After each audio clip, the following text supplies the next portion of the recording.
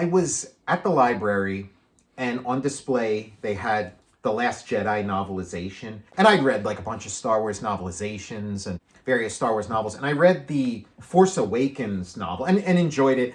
And you get like deleted scenes. You also get to see a little bit of the creative process because J.J. Abrams, like the way he works, they were making changes up to the final moment. So there's like certain explanations of like the way different technologies work in the movie, like the Star Killer base and stuff, or why Han Solo did hyperspeed into landing on the surface of Star Killer base. There's all these like little things where like the explanation that ends up in the final movie is actually like kind of a simplified version of like a more complicated sci-fi concept that I guess in the end they decided like, okay, people aren't going to get this. Let's just need to streamline it. Let's streamline it. So like it was interesting to read it that way. But I'd never read the Last Jedi one before, but I saw it at the library. They put it on display, so I thought like, oh, let me just take a look. I'm looking through it. It opens up with Luke Skywalker on Tatooine with his wife Cammy, and I don't know if you remember Cammy. It's a deleted scene from the first Star Wars movie where Mark Hamill, like Luke, he goes to Tashi Station. Oh yeah, and he meets his friends. Biggs. Biggs and all them. And it's like it's kind of like American Graffiti or something because it's like all these teenagers. And he's Terry the Turtle or something. He's like, they're calling him Wormy. Everybody like he's just a joke. Everybody's goofing on him. And then Biggs shows up and all this stuff. So it's like this deleted scene. But like one of the girls who's calling him Wormy and teasing him is Cammy. And so now at the beginning of the Last Jedi novelization, Luke is married to Cammy. And I was kind of because like I remember the expanded universe. Luke does get married. He does have like a wife who like started out as like an assassin or something. There was like, he did have a wife, and then I assumed Luke in the sort of sequel trilogy, like they kind of got rid of all that extended universe stuff when they did the sequel trilogy. So I think Luke's a virgin, I think, as of Last Jedi. But no, in this book, he's got a wife, he's living on Tatooine. But then as the scene unfolds, you realize this is like a what might have been. This is like if he never went off with Obi-Wan Kenobi on that adventure, what his life would have been. And now like the Empire runs the universe, and he's old, he's an old man now, but he's there with his wife Cammy. They've had a happy life together, but they've sort of seen, the devastation that happened. And like, when he was younger, like he remembers hearing about the execution of Princess Leia and things, so it's so you realize you're seeing like this alternate universe of what might have happened if Luke had chosen a different path in life. But that was enough to hook me. That's like, incredible. I got to read this whole thing because that's a great starting incredible. point. And then like Luke wakes up and it was like, oh, he had this dream about like this like alternate version of his life. He had this dream, but he also felt that like it was like the Force telling him something. So that's how this thing kicks off. I don't know if that was awesome. Yeah, I don't know if that was part of Rian Johnson's original script or if because the author of the guy who wrote the novelization, Jason Fry, in like the sort of like thank yous at the end, he says, thank you to Rian Johnson for letting me like play around and have some fun with your. So I don't know if maybe that was an addition that he made or that was part of Rian Johnson's initial thing. Because like we need to get our hands on Ryan's his original is like draft one. Ryan, if you're watching, send it this way. Because it's his script for Last Jedi is legendary. It's like Kathleen Kennedy was like, when she read that, she's like, okay, this is the greatest Star Wars thing ever. Like, I can't believe this. And so if that was part, and that it was a beast. Like his initial script was mammoth, and they had to cut a ton of stuff out, but it was an epic. It could have been its own trilogy. And so I do wonder if that's in there, because that is a great opening. I wish they also in the original Star Wars didn't cut that scene. I mean, I think Biggs's outfit in that scene in the stills is so legendary looking. It looks so cool. Well, that scene where he goes to Tashi Station and they call him Wormy, that never ended up in the special edition, but the scenes with Biggs, like the Biggs part, does end up in the special edition. So if you watch A New Hope, it's going to have Biggs in there. The Last Jedi, I think it's my favorite post original trilogy Star Wars movie. It's great. These movies are pretty far in the past at this point. It's not super far in the, but we've had some time, and it's interesting the way they've sort of aged and the way that how they're regarded. When we first saw it, like we were talking, like having conversation, I didn't know there was a hate for it. I missed it completely. Well, massive, and like it's not like goodness. I could say like, oh, you could be like, oh, it's just internet haters or whatever. Yeah. But I witnessed it firsthand with like people. Like I was there opening night, and the crowd was ready to like trash the place. It was a hot crowd. It was opening night, and a lot of Star Wars fans, people wearing like all kinds of Star Wars gear and stuff.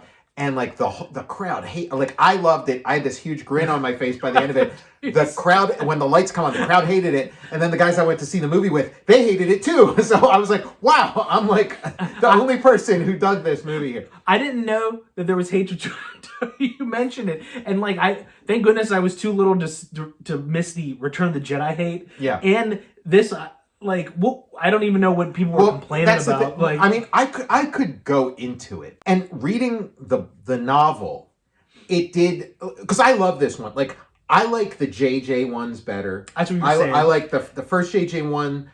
I like the third JJ one, and I like this one a lot. But I still like the JJ ones better. And you could talk about like the differences and stuff like that. I'm even more obsessed with this after watching it again. It's a thinking man's Star Wars. It's like very smart. It's like super smart. It approaches Star Wars from a bunch of directions, and reading the novelization just made me like really appreciate all over again just how well thought out it is, how great all the pieces fit together. But the thing that brings it down a notch compared to the JJ ones, it's kind of ironic, but JJ he's from the Spielberg school. He's got a lot of Spielberg in him, and he's like very obsessed and consumed with the surface of things. Like the JJ ones look amazing. They look so good. And he's into all these little details, and he's into like putting the camera at the right tilt. He's all about putting the right amount of shaky cam on the stuff, fuzzing the focus just enough, and grain too. There is like a film grain in J.J. Abrams' Star Wars that is not present in this one. Mm-hmm. This one is like crystal clear, and like to my taste, the way J.J. Abrams shoots stuff is so much more to my taste. I need a little bit of, and you can sort of see it in my work. You can see it in my comics how I put a little bit of haze, a yellow, of grain, and so it's awesome. Like I like that kind of stuff. Like the visually, Rian Johnson's movie is just, it's too crystal clear. I need a little bit of smoke. He's not out to like impress the way JJ is. So it gives it, and that's why reading the novelization, it's like, well, this thing is like bang. This is like 100% awesome Star Wars, but that's because you're reading the script. But then seeing the movie, it's great and I love it, but it doesn't like punch me in the gut the way the J.J. Abrams ones do. It's been such a long time since I watched it, and I was like, I remember it being my favorite of the six after. After watching it this time, I'm like, yeah, I'm fucking like, there's something about it. It's like it's weird.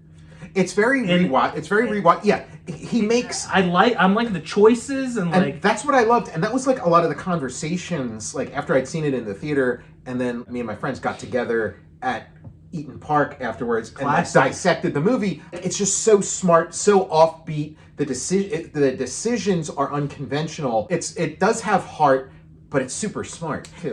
And also like, it also demystifies, which I think is part of the dislike, because JJ does mystify and remystify, and I think like ultimately we're going to emotionally connect with a work a lot more if it mystifies as opposed to one that's sort of trying to grounding or like take away the illusion and kind of shake you into like a reality check or whatever. Because it's also it's kind of the most, out of all the Star Wars movies, this one kind of has like the most to say about like actual life. It has like actual things you can take with you into the real world, where the other the really great Star Wars movies are just like pure escapes where you can just kind of like zone out and bliss out in this like other world. That's the other thing too, like with I'm watching this to like get away from the horrors of reality, like and also having Adam Driver some of his best acting in this trilogy is in this. Like, well, there's a lot of growth. Like his character goes through a lot of growth in this one. I'm watching it and I'm like,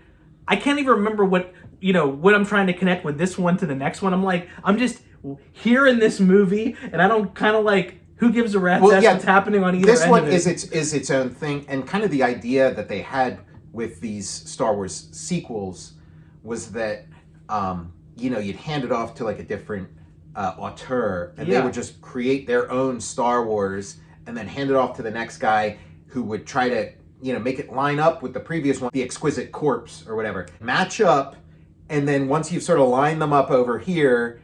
Then go up, do your own thing with it, and then the next guy tries to like match yours.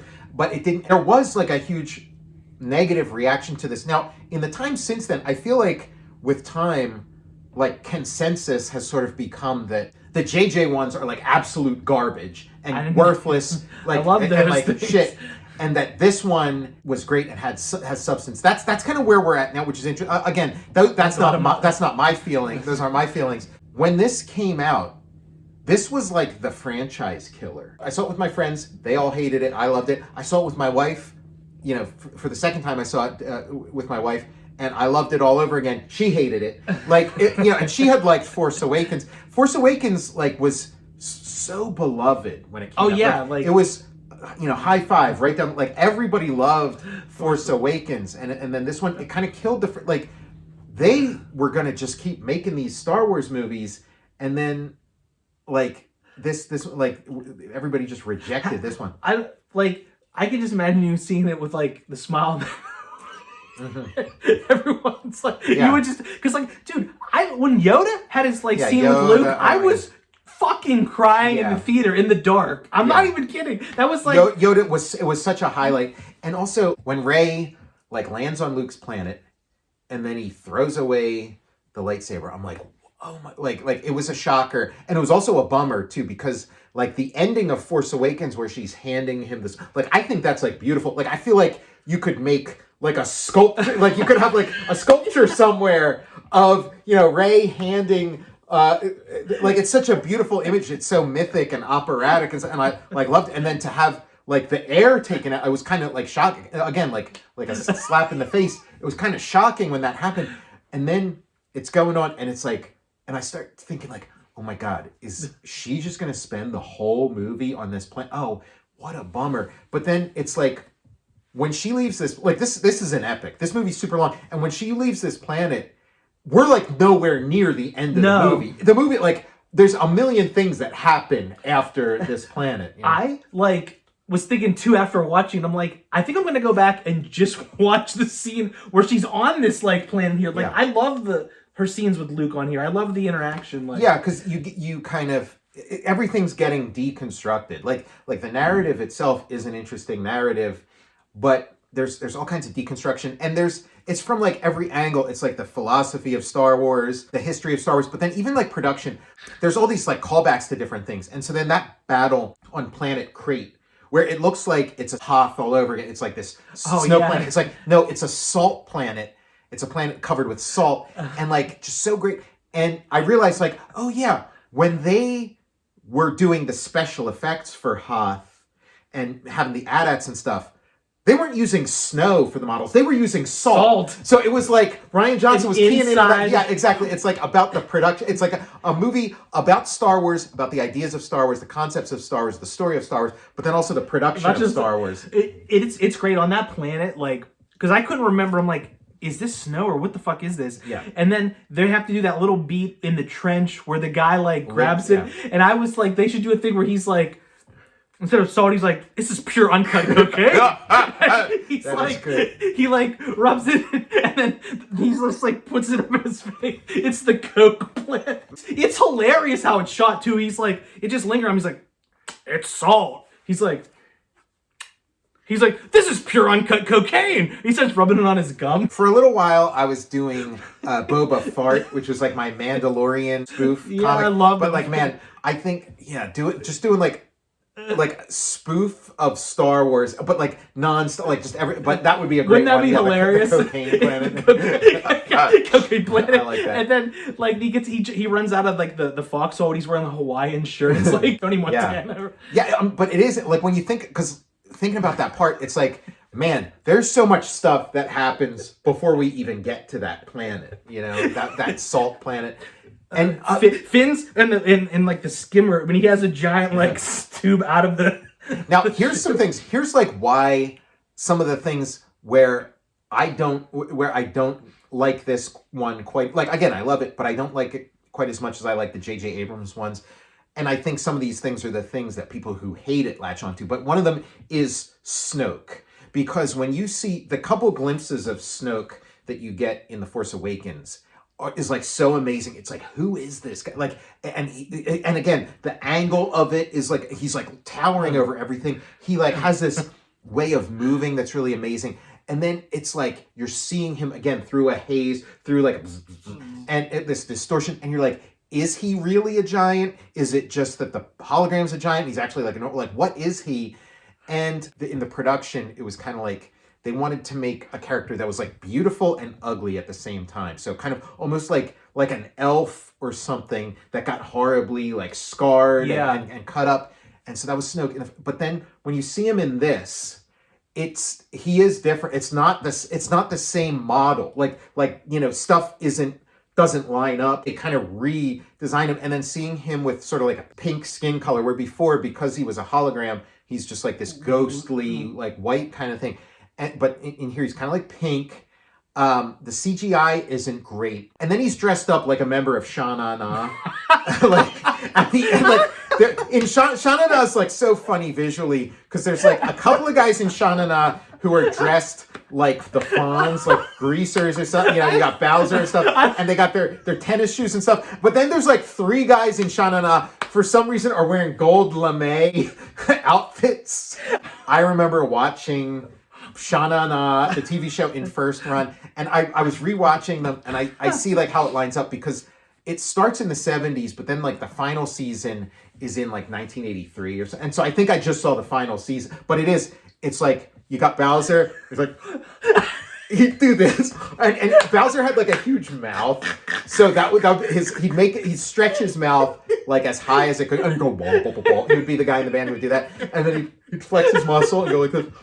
And then, but yeah, at the end of every episode, they do like a musical number, and there's Bowser in his Fonzie outfit, but then there's like three guys in gold lame. So like that's all I could think of, and like one of the guys in Sha Na Na who's in the gold lame outfit, he's like bald, but he's like, it was kind of like a 70s thing where you'd have like a guy who's like a bald womanizer, so he'd be like kind of bald with the chest hair and the medallion, like, hey baby, like he was the guy. But that's who Snoke looks like to me in The Last Jedi. He looks like the one guy from Sha Na Na in the gold lame outfit who's like, hey baby, and no hair. When Adam Sandler makes that reference to Bowser from Sha Na Na in the Hanukkah song, like when he did that in the 90s, it was like such a callback. Like it was one of those like kind of callbacks where it's like, oh my God, do you remember Bowser from Sha Na Na? Because Bowser, he was the standout guy in Sha Na Na, because he had like the deepest voice, he had the biggest mouth, and yeah, he had all the catchphrases, and he like flexed his muscle. Like he had three moves, but they worked. Yeah, we'll have to do a Sha Na Na. J.J. Abrams, like in The Force Awakens, presents a thorough movie. Like it is like this thorough journey. It's really great. But then he has the privileged position of being part one, so he can sort of tease things and they can kind of like, build up in your imagination and stuff. Where Rian Johnson took it upon himself to like, okay, I'm going to give people some answers. We didn't necessarily like the answers, or we didn't think like, oh, those aren't the answers JJ would have given. And so Snoke was one of them. Like Snoke has this like great buildup, and then it's kind of a disappointing, thing. So that's one of the things that kind of is Snoke. But again, still so surprising, so awesome, just so smartly done in this. That throne room scene, like. Yeah, it is like one of the great fights in Star Wars, and it is like kind of like right in the middle of the movie. Like it's this. There's so much cool stuff that happens before it. There's so much cool stuff to come. But it's like right there, this like amazing fight scene. But again, like I love it. It's awesome. But if J.J. Abrams shot it, there'd be like, it's too clear. It is like the Vegas Star Wars stunt spectacular. Because it's too crystal clear. You see everybody from head to toe. Where JJ, the camera would be shaken at like this really pleasing rhythm. There'd be a cant to the camera angle. There'd be a fuzz. There'd be atmospheric effects. You wouldn't see everything. Where so it's lacking that. That for some reason that is what appeals to me about it. Because it feels like. It's like a Star Wars fight, unlike any kind of Star Wars fight you see. I mean, Rian Johnson, like, everybody went into these movies, like, J.J. Abrams went in with his A game. Rian Johnson went in with his A game. I mean, they threw everything they could. And if Colin Trevorrow would have gotten to do the thing, like, he could have covered that, Yeah, he could have got, but again, it was like, this kind of, it did kind of kill Star Wars a lot, like, and I know personally, like I've talked to people, and some of those people I went to see Star Wars with, I've talked to people who like were way in on the Star Wars train and got off after this movie. And so then by the time the Rise of Skywalker comes out, like I thought that one was phenomenal too. Love that and one. Like it felt like the party's over, like nobody cares, and then that's it. There hasn't been a Star Wars movie since then. No, like you're right. Like looking at these and dates, now it's made for TV movies, Like, yeah, it's like the Ewok adventure. We're back in the Ewok adventure era. We're back ABC. In that, Look, that was on Thanksgiving. That's when that came out. Tom, the date, like this is almost, we're getting close to this is almost a decade old. Yeah. Like, right. It's getting close. Yeah, because it's getting close to The Force Awakens was 2015. Yeah, that will be next year. So next year it'll be 10 years ago. So yeah, I mean, this is ancient history in a way. Even though these are the new Star Wars movies. To me, these are the new.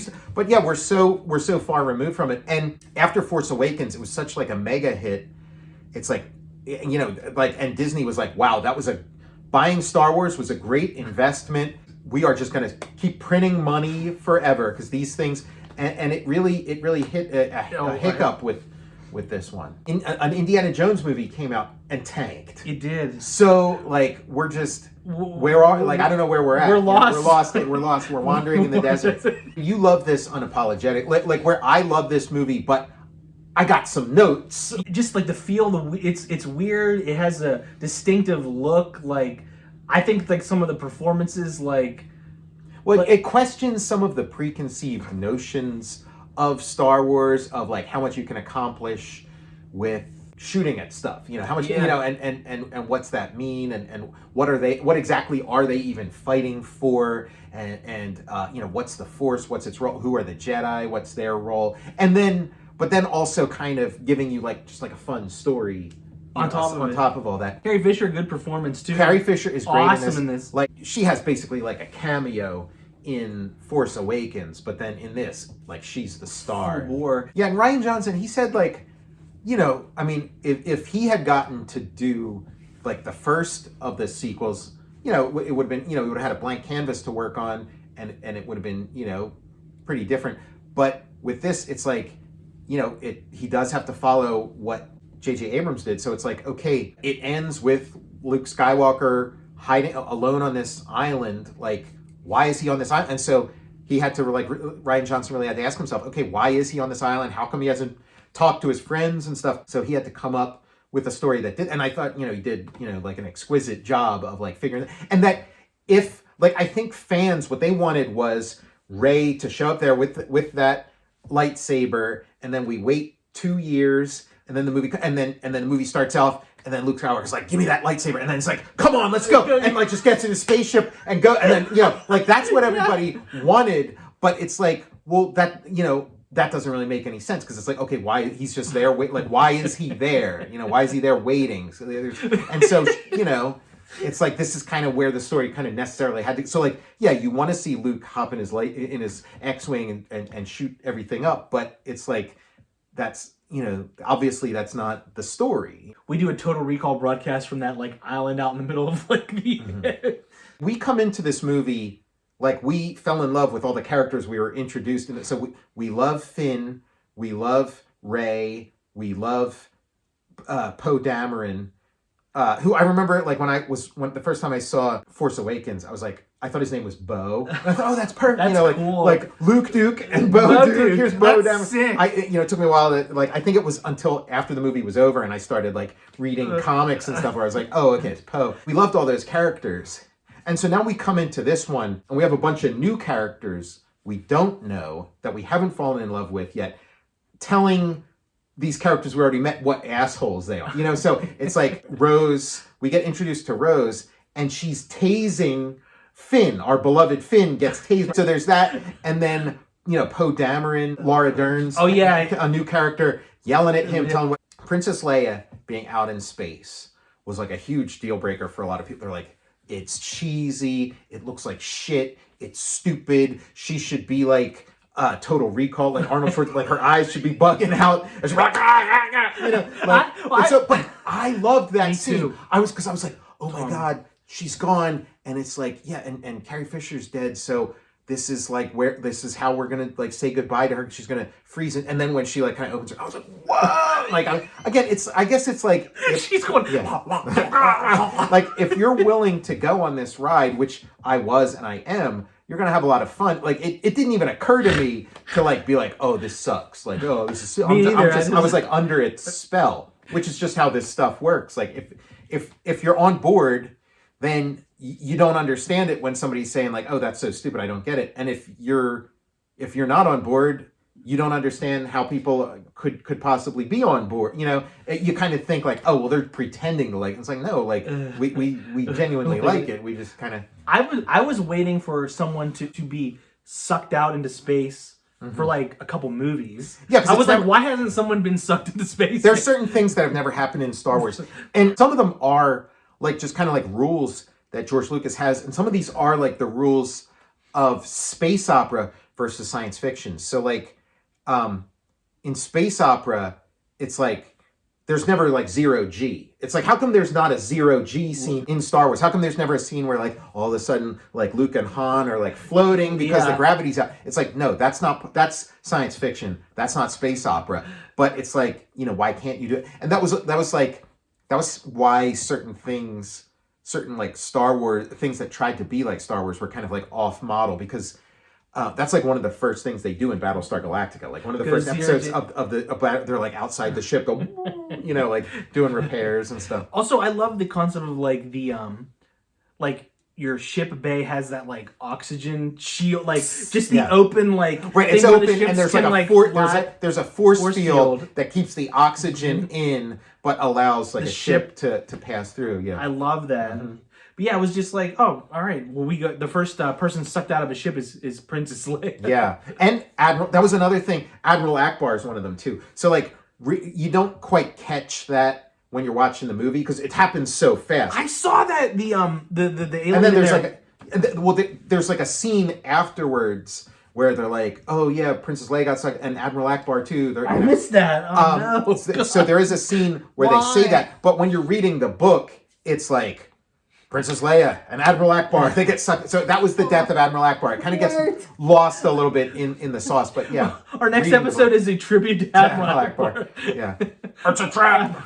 In some ways, it's like, okay, this is the middle act of this new trilogy. So he's got to hit some Empire Strikes Back beats, which he does. But it's also like, this might be my only chance to do a Star Wars movie. So I got to hit every Star Wars note I've ever wanted to hit. So it's like, you got Return of the Jedi stuff, you got A New Hope, you got like every kind of thing. He's packing it in, he's taking a shot. shot. Even some prequel stuff in there too, when Luke's talking about the Jedi and stuff. Another great scene too, whenever Luke is going to kill Kylo Ren, when he like wakes up and sees his like reflection in his eyes before he's gonna like try to off him. It's great seeing the orange jumpsuits. Yeah, the whole thing hangs together really well. Another thing that I didn't like I understand why it's in there story-wise and stuff, but like it's like this slow motion chase, like space chase where like the bad guys are over here, the good guys are over here, they're chasing them, it's in slow motion.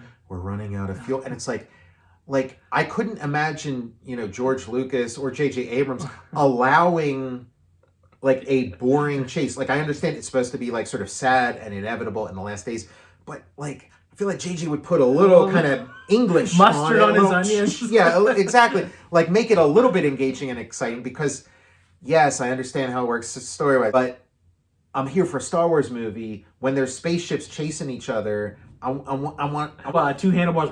Yeah. I forgot Benicio del Toro was even in this movie too. Yeah. He he was having a little too much fun with the role. Why is like the Star Wars universe so fascinated with Who Framed Roger Rabbit? Like, This movie. yeah, exactly. That we're obsessed with it too. But Jar Jar Binks, why is he just doing a Roger Rabbit impersonation? Like it's like when I saw that movie, first prequel, I thought they hired the guy who voiced Roger Rabbit to do it. And it's like, oh well, that's why he sounds Charles like Roger Fleischer. Charles Fleischer. Yeah, it's that like comedian who played the voice of Roger Rabbit. I'm like, okay, I get it why he sounds like, but it's like, no, it's somebody else doing Roger Rabbit. Like, why? Please, Obi-Wan, please. And then, and then Benicio del Toro as DJ is doing the please. Like, he would have been so great if he just would have like kept that stuff, like the shtick. I know. Shtick. Well, he's like the one actor within like a ton of actors in this that were like, would probably, Ryan would give him a direction and he would be like, I'm just going to do whatever I want. Yeah. Like he would Bigfoot Ryan Johnson. And I'm sure Ryan was like, oh, it's great. Great job, collaborative effort and stuff. But yeah, Benicio, like from what I understand, he's kind of like an intimidating presence on the set. You can't really tell him what to do. So I would have just edited him out of it. Yeah, because it's a blink and you're miss, because I totally forgot he was in the movie. Like, yeah, and I like his role. Like I like the character he's playing. And I do like most of what he's doing in it. I just didn't like the Roger Rabbit-isms. Benicio won't come out of his trailer. You know how they have like the Phantom edit and stuff? They need to do an edit where you just take the Roger Rabbit-isms out of this and episode 1. In the novel, they explain the DJ name, which is also kind of weird.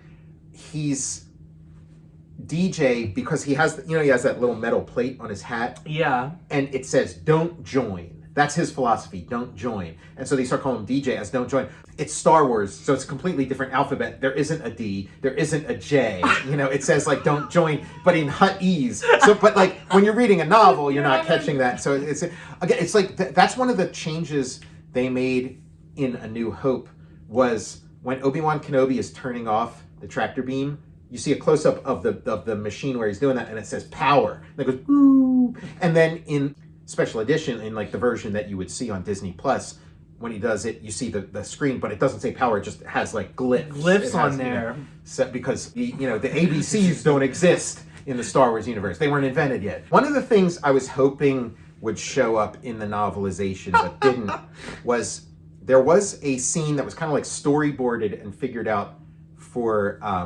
this, which I like. They do some really cool references to A New Hope in here. And like one of them is like, okay, we saw the trash compactor. Now we're going to see the laundry room. They're going to be in the laundry. And there was a little more laundry room action. Like they were going to be inside like a giant tumbling dryer. Fun. Which, I mean, and again, just... What a set piece. Just, yeah, like reverse engineering Star Wars. What a great idea. It's like, yeah, we saw the trash compactor. How about the laundry room? Yeah, and now they're trapped in the laundry room. The HVAC. So, but you do get a little bit of the laundry room in there. And then they're also referencing Hardware Wars, where you see like a giant iron fly, and you think it's a spaceship, but it's an ironing clothes. So there's little touches like that. But there was, and so they didn't have the dryer tumble scene in the novelization. But the other scene I wanted to really see was there's a scene where they're like running through like the Imperial starship and stuff. And then they run onto this like sort of narrow walkway. Because again, in Star Wars, there's all these narrow walkways without like a railing, where you could just stressful. You could just fall infinitely and stuff. And so that's kind of like a cliche in Star Wars. Well, this was one where they're running and they're going down this narrow railing, and then it gets more and more narrower until like they realize they're running, and they stop and they realize they're just like walking on this like thin, almost like a little tightrope, like just this little bar, and then they have to kind of like carefully walk their way through it or walk their way back. And that was like storyboarded. That's in like the art of The Last Jedi, and I was hoping to see that in the novelization. Didn't make it. I gotta read this novelization. Yeah, now. it's pretty good. There's good stuff peppered through it, and it does make you appreciate this like very thorough storyline that Rian Johnson came up with. Just that like first scene of like Luke's alternate life wow. is like pretty great. I'm actually thinking about picking this up now. Yeah. Just to own, like to have it. Like Yes, it makes me want to read because I haven't read Rise of Skywalker either, so I'm gonna want to check that out too. I might read the whole. I might start with Force Awakens. Hey, start with Journal of the Wills, and you like that first Alan Dean Foster, George Lucas. Start read all of them. Yeah. Because I read that one, and that one's the real treasure trove because you get all the various drafts of Star Wars where it's again the Journal of the Wills, all this different stuff that never makes it into the Star Wars. It's like an expanded experience in itself, and then the other ones cleave closer to the film version, but there's still cool stuff. I read the Return of the Jedi one, and that has that little deleted scene of Luke at Obi-Wan's house on Tatooine before he goes to meet Jabba. Oh, I didn't even know there was that deleted scene. Yeah, and you can see the scene where he creates his green lightsaber. He's back at Obi-Wan's house. So holy shit, the novelizations are really great. So let's read all the novelizations. Yeah, let's read the prequel novelizations. Maybe the prequels will all of a sudden, Total Recall Book Club. Yeah. Yeah, because that's what we read. Yeah, like Star Wars. Yeah, it's this is the last. There's this George Harrison biography I just read, and then the next thing I read was Star Wars. So it's if it's about the Beatles or Star Wars, then I was gonna get that Paul McCartney the lyrics. Mm-hmm. It's in paperback. I was gonna check that out too. One of the things in the novelization, the door on Luke's hut is one of the wings from the X-wing.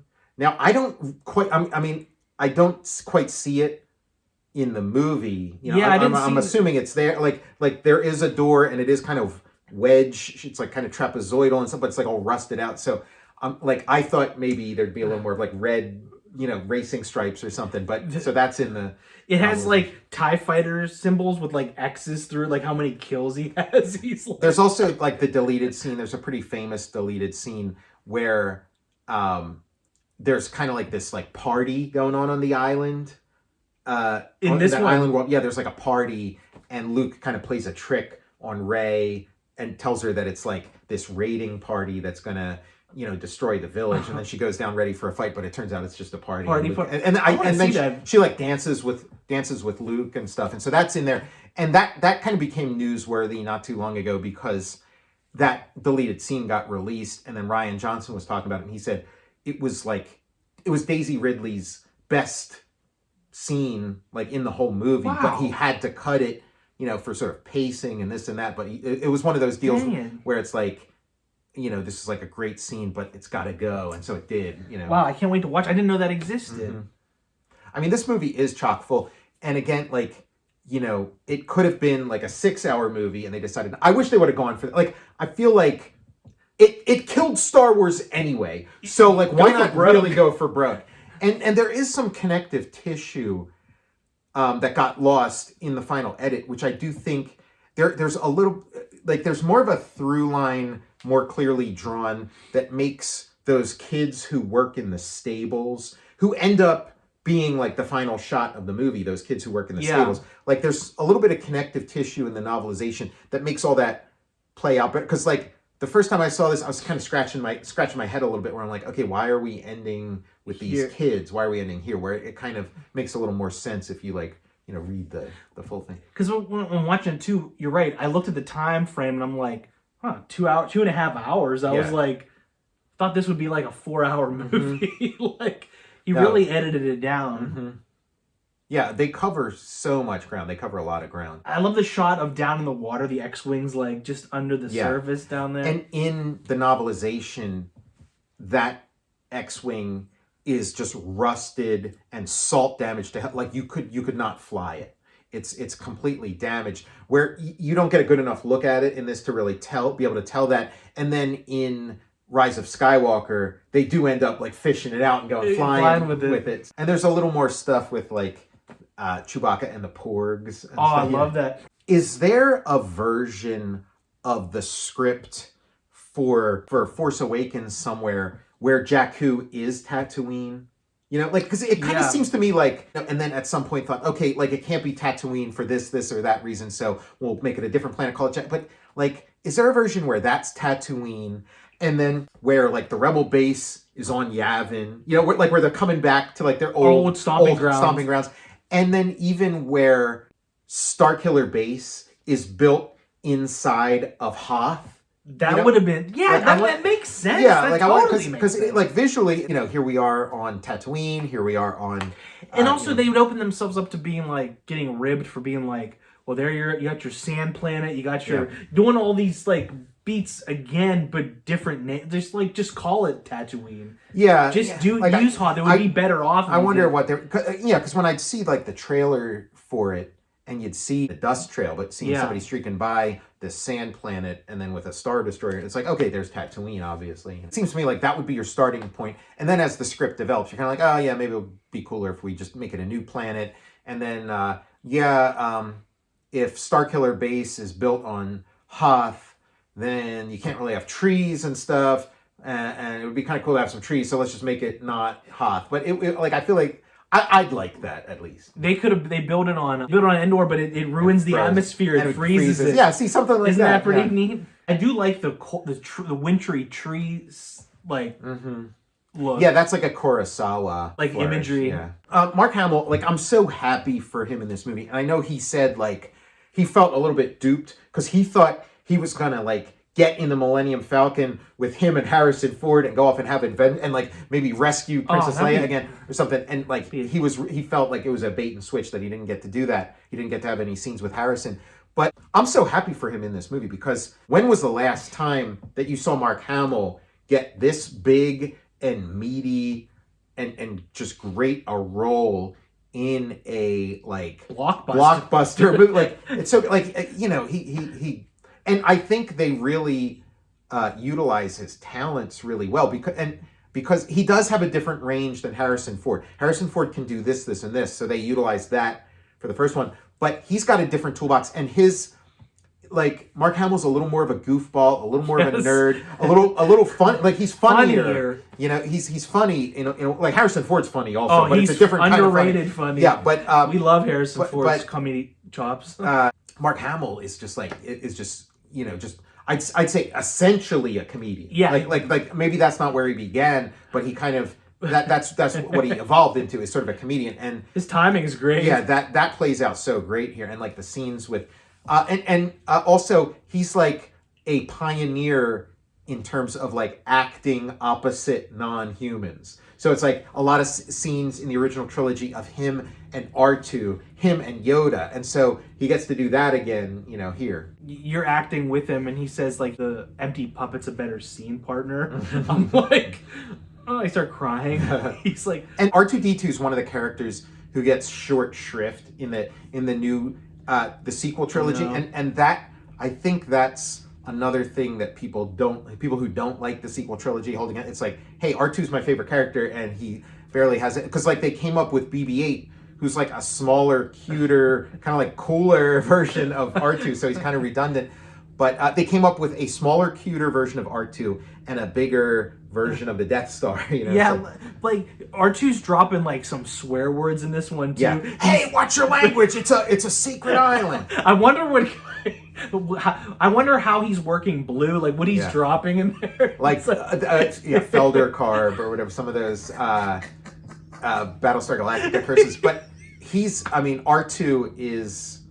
That scene with him and R2 is great. That scene of him with Yoda is great. Oh, yeah. This planet Canto Bight, they explain the geography of it, and it's it's a desert world. It's you look at it and it's all just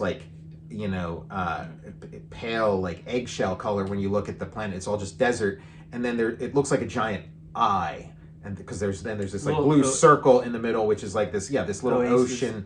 And then there's a ring of vegetation around that, and that's the only life on that planet. Super it's cool. Right there.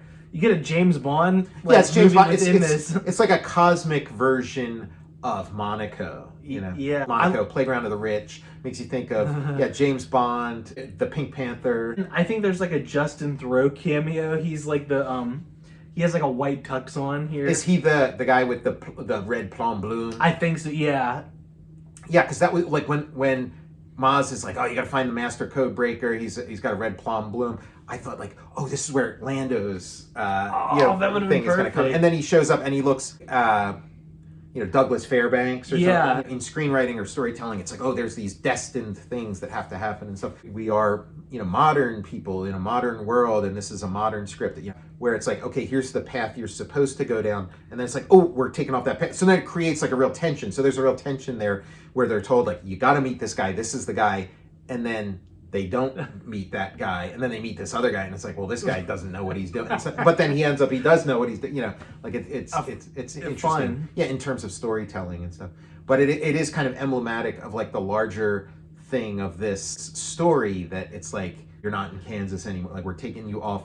We're taking you off the Star Wars train for a little while to sort of, show you it from another angle. I do like how there's like that waterfall and then the ships like fly down in and go like reverse on it. Like I just like the landscape in this planet too. In the book, in the novelization, you also get a stronger sense that like all through it, Rose has a crush on Finn, and all he keeps talking about is Rey and how he has to find Rey. Everything he's doing is for Rey, and she's like, who is this? She's like, who's this Rey? I'm sick of hearing about her. What's so special about her that you're so obsessed?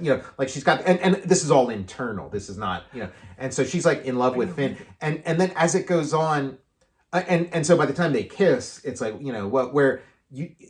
that's kind of more of a surprise in this. And also all through it, there's like moments where it's like she calls him dummy, and it's like, oh, you dummy, and something like Red Fox or something. And she keeps calling him dummy. And so then when she crashes into his ship and then says like, I saved your life, dummy. And that's like a callback. But in the movie, that's like the first time she says dummy. So then you're kind of like, look, what are you doing calling it? Why are you calling our beloved Finn a dummy from Jump Street? Yeah. This is an epic movie, so I mean it warrants like an epic episode. So I love when we do these deep dives on the Star Wars. This, I mean, I could talk about this movie all day long. Like we could keep the camera running and talk another 4 hours about it again. And that's part of why we started this channel. Yeah. There's certain things I got to talk about, certain things I got to get off my chest, and how else am I going to do it? Again, I'm enjoying all this Star Wars stuff on Disney Plus, but I want a Star Wars movie. I want that like theatrical experience. Like I want to be like, okay, tonight's the night I get out of my house and I go somewhere to experience the Star Wars universe. It's on the biggest screen possible. But again, it's like all these things. There's no such thing as like a sure bet anymore. They thought they had this sure bet with Star Wars, and they realized if you like rattle the cage the tiniest bit, the whole thing crumbles. Because I mean, these are like when you hear about the making of these movies, they are just like it's like they have those money cannons. They are just like spraying money in every direction to make these movies. He's got a backpack full of just like hosing it is out. Like, okay, we're just gonna recreate the they built an actual planet somewhere and flew there to film some of this stuff. When they were talking about Ben Solo's name Ben, I was thinking like Han is like, yeah, for some reason, we picked up a broadcast of Law and Order. We named him after actor Benjamin Bratt. Well, I told you my theory. Like, when Mark Hamill read the script to Star Wars, he asked his agent, like, is this I have to go in and read for this thing. Is this a spoof or is this serious? I can't tell. And my theory is that George Lucas wrote a spoof. Like with the first Star Wars movie, he wrote a like Flash Gordon like parody, maybe even like a racy Flash Gordon, like a porn parody. Yeah.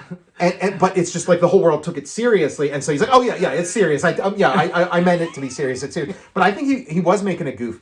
It is very funny. There's all these little twists. The dialogue's very funny. The cantina. But then you look at the names, and it's like Princess Leia. It's Han like Solo. Han Solo. He's playing a Han Solo on. You see him. It's like I'm dancing with myself. Yeah. Whoa. Okay. Chewbacca. Princess Leia. Organa. And then tattoo weenie. Wiener? Yeah, tattoo weenie. And George Lucas is so yes and like he did, you know, and he admitted to after the fact, pretending that there was some kind of larger plan for the whole thing when he was just making it up as he goes along. I think that's like the ultimate improv, was that he created a goof, he created a spoof of Flash Gordon that The world took seriously and like built a religion around. So. Chew on that for a while. Yeah. Chewbacca on that for a while. So yeah, I'm Tom Scholey, author of Jack Kirby, The Epic Life of the King of Comics. I am Stan, a graphic biography of the legendary Stan Lee, and Jack Kirby's Star Warriors, The Adventures of Adam Star and the Solar Legion. Matt Zioli. And you can follow me on Twitter at Tom Scholey, on Instagram at Tom_Scholey, and please support my Patreon. Go to patreon.com and search Tom Scholey. Listen to my music at speedrunmusic.bandcamp.com. And yeah, we'll see you in a galaxy far, far away, if they ever make another Star Wars movie.